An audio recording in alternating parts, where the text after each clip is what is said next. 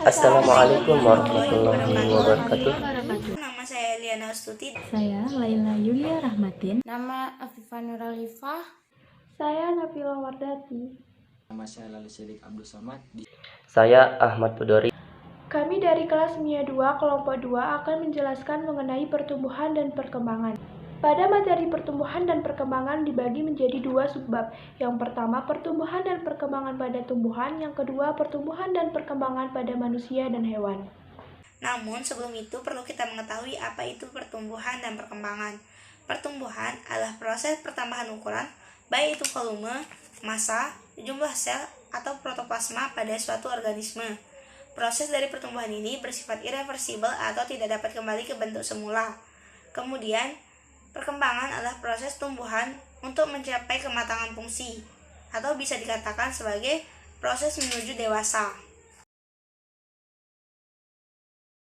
Ada pertumbuhan dan perkembangan pada tumbuhan. Pertumbuhan dan perkembangan pada tumbuhan ini dibagi menjadi 4. Yang pertama ada perkecambahan. Perkecambahan merupakan tahap awal perkembangan suatu tumbuhan, khususnya tumbuhan berbiji. Tahap-tahap dalam perkecambahan dibagi menjadi 4. Yang pertama ada tahap imbibisi. Pada tahap ini biji akan menyerap air dari daerah sekitarnya. Hal ini dikarenakan adanya perbedaan potensial antara biji dan daerah di sekitarnya. Kemudian ada tahap pembentukan enzim. Enzim yang dihasilkan pada tahap ini akan menyebabkan peningkatan aktivitas metabolik. Kemudian yang ketiga ada tahap pemanjangan sel radikula. Pemanjangan sel radikula diikuti dengan munculnya radikula dan kulit biji. Yang terakhir ada tahap perkecambahan. Kecambah yang dihasilkan pada tahap ini akan melalui proses pertumbuhan primer.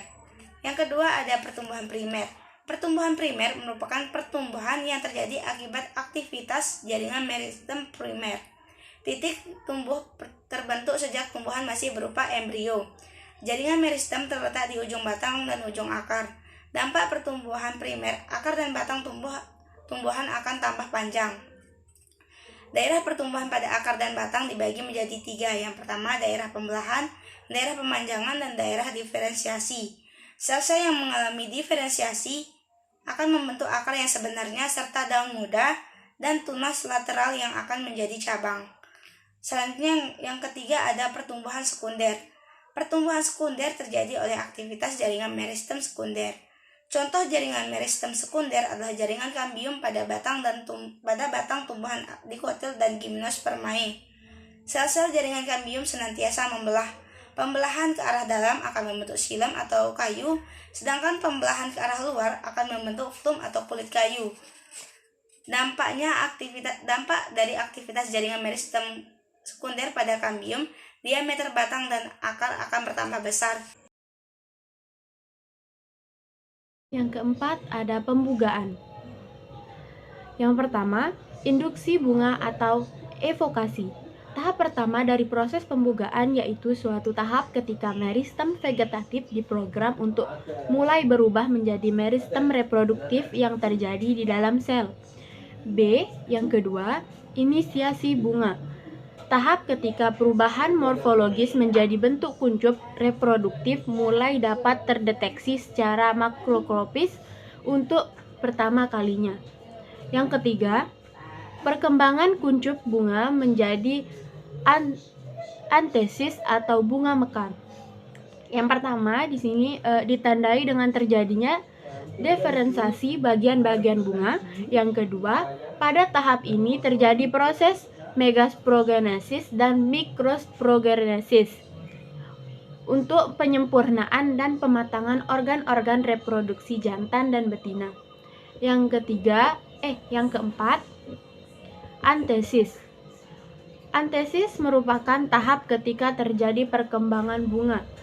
Biasanya, antesis terjadi bersama dengan masaknya organ reproduksi jantan dan betina, walaupun dalam kenyataan tidak selalu demikian.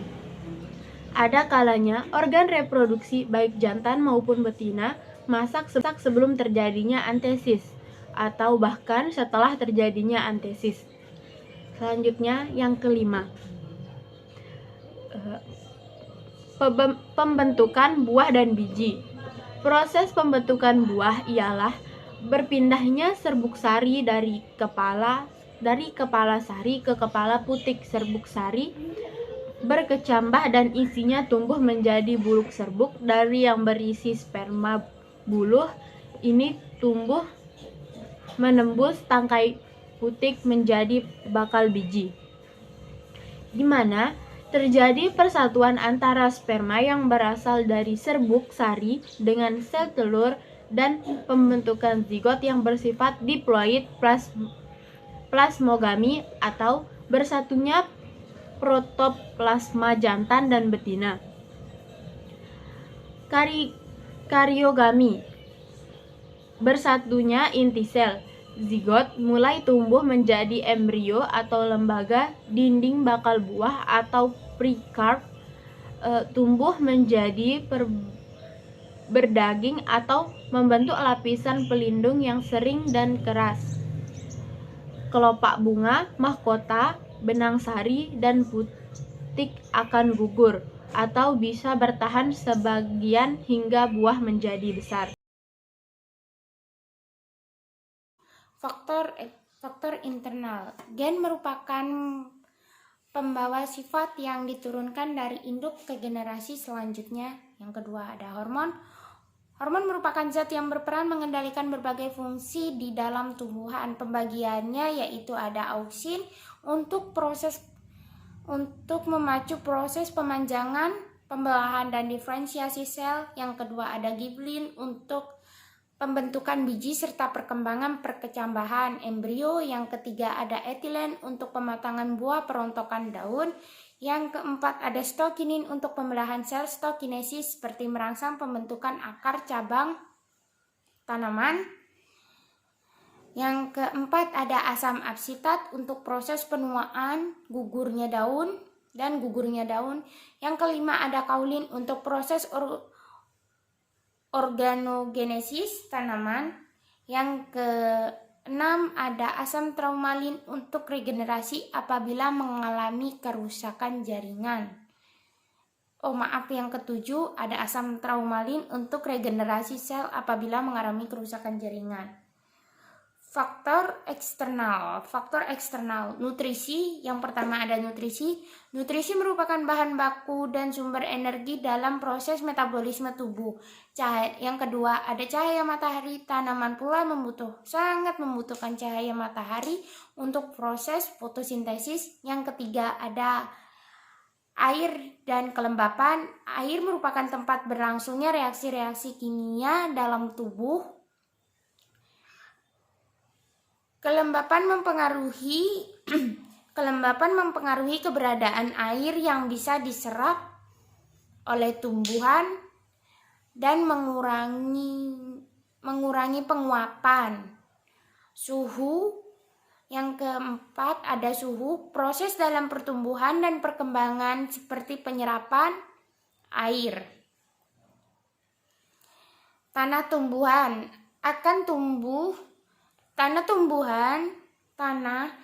tumbuhan akan tumbuh dan berkembang dengan baik kalau kondisi tanah hidupnya sesuai dengan kebutuhan nutrisi dan unsur haranya. Pertumbuhan dan perkembangan pada manusia dan hewan. Pertumbuhan dan perkembangan pada manusia dan hewan dibagi menjadi dua fase utama, yaitu fase embrionik dan fase pasca embrionik. Yang pertama, fase embrionik. Fase embrionik merupakan fase yang dimulai dari terbentuknya zigot hingga berkembang menjadi embrio.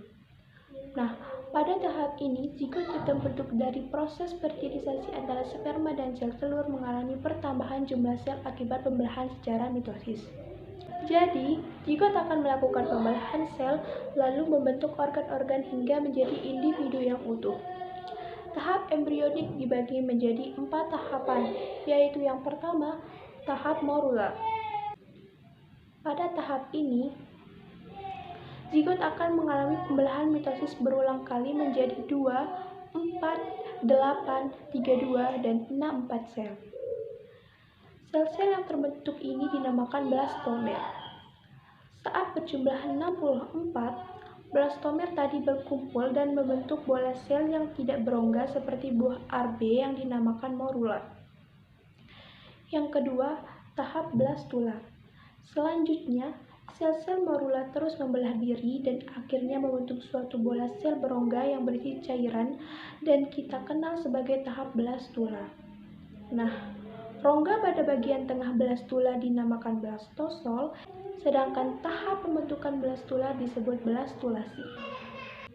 Tahap selanjutnya yaitu tahap gastrula. Tahap gastrula ini bentuk lanjutan dari blastula. Pada tahap ini ditandai dengan pelekukan tubuh yang semakin nyata, lalu timbul lapisan dinding tubuh embrio serta rongga tubuh atau gastrosol. Nah, proses ini kita sebut gastrulasi. Lubang tempat pelekukan itu kelak akan berkembang menjadi anus yang disebut blastopor. Oh ya, pada tahap ini embrio telah terbentuk dan menghasilkan 3 lapisan embrionik, yaitu ektodem, mesodem, dan endodem. Yang selanjutnya tahap terakhir yaitu tahap organogenesis.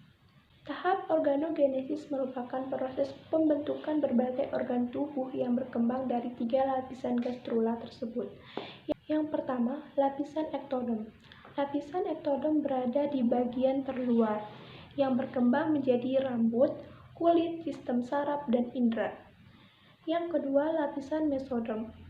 Lapisan mesodem berada pada lapisan tengah yang berkembang menjadi otot, rangka, alat reproduksi, alat peredaran darah, dan alat ekresi. Yang terakhir yaitu yang ketiga, lapisan endodem. Nah, lapisan ini berada di bagian terdalam yang berkembang menjadi alat pencernaan dan alat pernapasan. Kedua, fase pasca embrionik. Fase pasca embrionik dimulai sejak hewan lahir atau menetas. Pada fase ini, kecepatan pertumbuhan dan perkembangan setiap anggota tubuh tidak sama.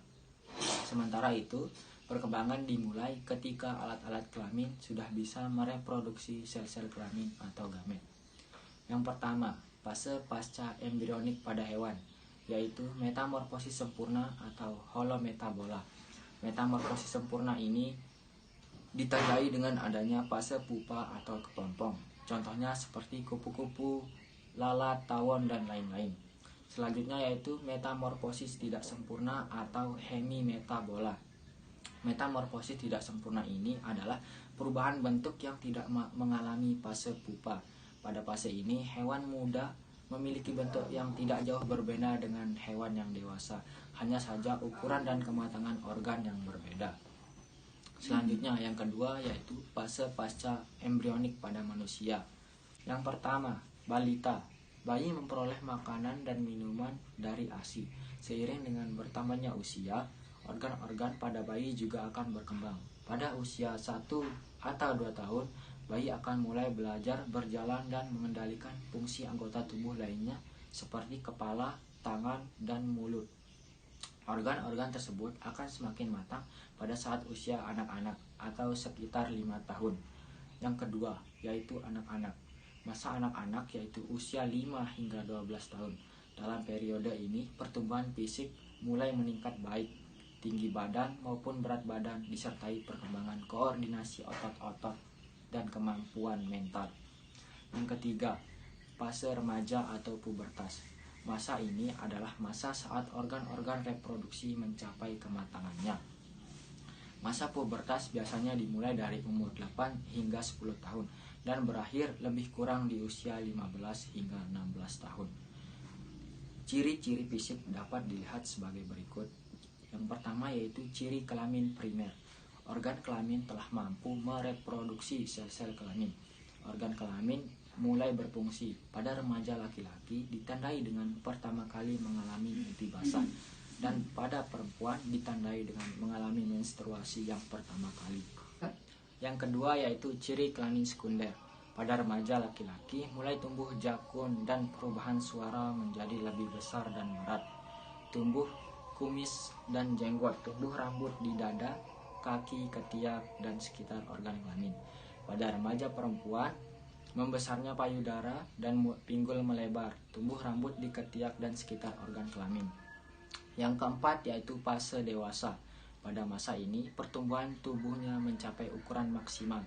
Tinggi badan akan berhenti pada usia sekitar 20 tahunan. Selama masa dewasa, pemahaman emosional akan terus berkembang, berpotensi untuk terus belajar, mengembangkan diri dalam hal keterampilan dan aktualisasi diri. Yang kelima yaitu masa tua. Segala potensi pada masa dewasa akan mengalami kemunduran ketika memasuki masa tua ini. Ini terjadi di usia sekitar 60-65 tahun. Tubuh semakin rentan, wajah dan tangan mulai keriput, kesehatan menurun dan kecerdasan menurun. Faktor-faktor yang mempengaruhi pertumbuhan dan perkembangan pada hewan dan manusia. 1. Faktor dalam atau internal, ada dua macam. 1. Gen. Gen adalah substansi atau materi pembawa sifat yang diturunkan dari induk. Gen mempengaruhi ciri dan sifat makhluk hidup. Misalnya bentuk tubuh, tinggi tubuh, warna kulit, warna bunga, warna bulu, rasa buah, dan sebagainya. Gen juga menentukan kemampuan metabolisme makhluk hidup, sehingga mempengaruhi pertumbuhan dan perkembangannya. Yang kedua, hormon. Hormon merupakan zat yang berfungsi untuk mengendalikan berbagai fungsi di dalam tubuh. Hormon pada hewan. 1. Tiroksin, mengendalikan pertumbuhan hewan. 2. Pada kata hormon ini merangsang dimulainya proses metamorfosis. Yang ketiga, somatomedin, mempengaruhi pertumbuhan tulang.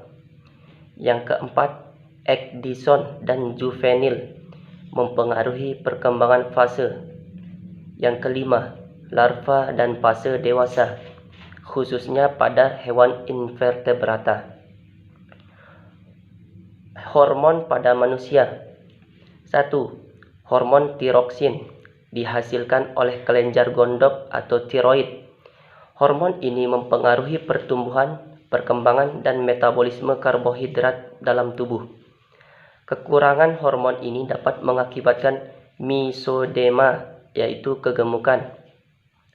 Yang kedua, hormon pertumbuhan atau growth hormone. Hormon ini dihasilkan oleh hipofisis bagian depan. Hormon ini disebut juga hormon somatotrofin atau STH. Peranannya adalah mempengaruhi kecepatan pertumbuhan seseorang. Yang ketiga, hormon testosteron, mengatur perkembangan organ reproduksi dan munculnya tanda-tanda kelamin sekunder pada pria. Hormon yang keempat, hormon estrogen atau progesteron, mengatur perkembangan organ reproduksi pada munculnya tanda-tanda kelamin pada wanita. Organ reproduksi pada munculnya tanda-tanda kelamin pada wanita. Yang kedua, faktor luar atau eksternal. Faktor luar yang mempengaruhi proses pertumbuhan dan perkembangan makhluk hidup berasal dari faktor lingkungan. Beberapa faktor lingkungan yang mempengaruhi pertumbuhan dan perkembangan makhluk hidup adalah sebagai berikut. Yang pertama, makanan dan nutrisi. Makanan merupakan bahan baku dan sumber energi dalam proses metabolisme tubuh. Kualitas dan kuantitas makanan akan mempengaruhi pertumbuhan dan perkembangan makhluk hidup. Zat gizi yang diperlukan manusia dan hewan adalah karbohidrat, protein, lemak, vitamin, dan mineral. Semua zat ini diperoleh dari makanan. Yang kedua, suhu. Suhu disebut juga optimum. Misalnya suhu tubuh manusia yang normal adalah sekitar 30 derajat Celcius. Pada suhu optimum semua makhluk hidup dapat tumbuh dan berkembang dengan baik. Yang ketiga, air dan kelembapan. Air merupakan tempat berlangsungnya reaksi-reaksi kimia di dalam tubuh. Tanpa air, reaksi kimia di dalam sel tidak dapat berlangsung. sehingga dapat mengakibatkan kematian. Kelembapan adalah banyaknya kandungan uap air dalam udara dan tanah. Kelembapan juga penting untuk mempertahankan stabilitas bentuk sel. Yang keempat, aktivitas tubuh. Pertumbuhan hewan dan manusia juga dipengaruhi oleh aktivitas tubuh. Contohnya, otot yang dilatih dapat tumbuh menjadi besar dan kuat, sedangkan otot yang tidak pernah dilatih lebih kecil dan kurang kuat. Yang kelima atau yang terakhir, oksigen.